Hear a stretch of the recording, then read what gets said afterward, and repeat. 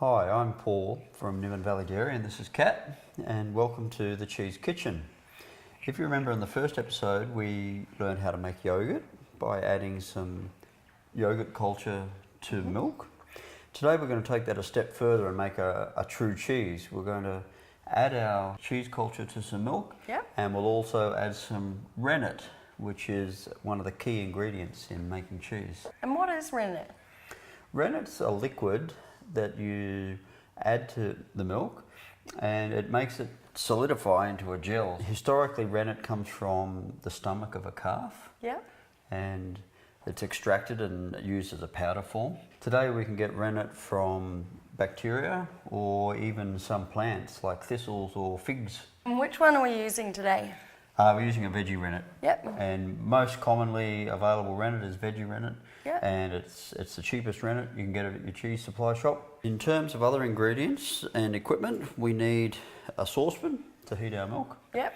We need a colander when it comes time to drain. We also need a cloth to drain the curd in. We need some cheese culture, some rennet, a measuring cylinder, some salt, milk, thermometer that we used last time, also a knife and a little spoon. So if you could pass me the milk. Thank you. We're going to add the milk. We can add the whole 2 litres actually. So we're just going to heat it up to about 35 degrees and then we'll add our culture. So if you could just pass me the thermometer please. So what we're using here today is called a mixed mesophile or a farmhouse mix. So it's got a little bit of everything in it, so we can make lots of different kinds of cheeses. We'll just wait for that milk to heat to 35 degrees, and we're going to make, we're making a soft creamy feta today. It's not a traditional feta in brine as such, it's more something that's spreadable. That's just coming up to 35 now, so we have to add some culture to that. I'll take the thermometer out. Remember when we added the yogurt culture, we added just a tiny amount. Same deal.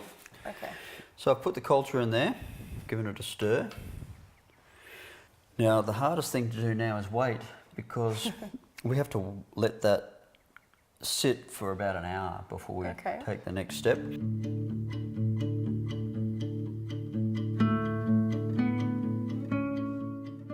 Okay. We're back again. We've waited an hour. So now we need to add the rennet. I'll just sanitize my hands again. Now, this rennet is very, very potent stuff. It's usually for making thousands of litres of cheese at a time. And we're only making 2. So I need to add just the tiniest little drop. So if you're at home, if you've got an eyedropper, a few drops in that is plenty. So if we make 20 litres, we use 2 mils of rennet. So this is only 2 litres. So that's 1/10 of that amount. So we only need 0.2 of a mil, which is a 1 drop. And why are you adding water to the rennet? Because it's such a small volume. If I just put a drop in, it'll start working wherever it touches the milk.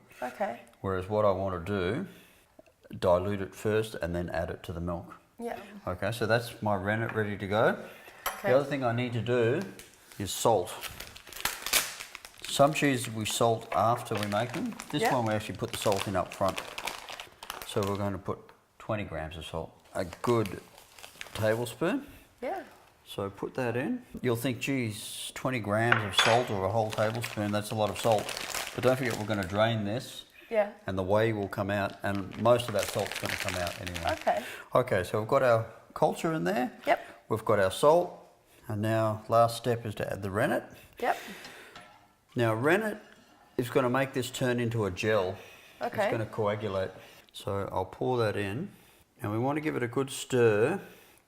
And the rule is to stir more than 1 minute and less than 3. We want it to be perfectly still. And this is the one time in cheese making where you've got to be very, very careful. Once the rennet's in there, give it a stir and then just let it sit completely still. And if you're in a house, a raised house on timber floorboards and the kids run through or something, That will affect it. It's really critical. Right, kids out of the building for this Kids one. out of the building or concrete floor. On Rennet Day. Now, I stirred it one way and then I went back the other way. Yep. That was just so that we didn't get a big vortex going, and then when I take the spoon out, it just stops it. Okay, so what we're doing is just looking for what's called the coagulation point or the flocculation point. Yep. So we'll just see how when I put that in there, it's just milk. We'll just put the knife in there every couple of minutes, and at some point it will go from being a liquid to a gel. Okay. And you'll just notice when we push the knife down, it'll start to grab on the knife. See how it's pulling down on the knife? And if I touch the top of that, it's not a liquid anymore, it's a gel. I'll just put the lid on that saucepan and keep it warm, and it can sit there for another 12 hours.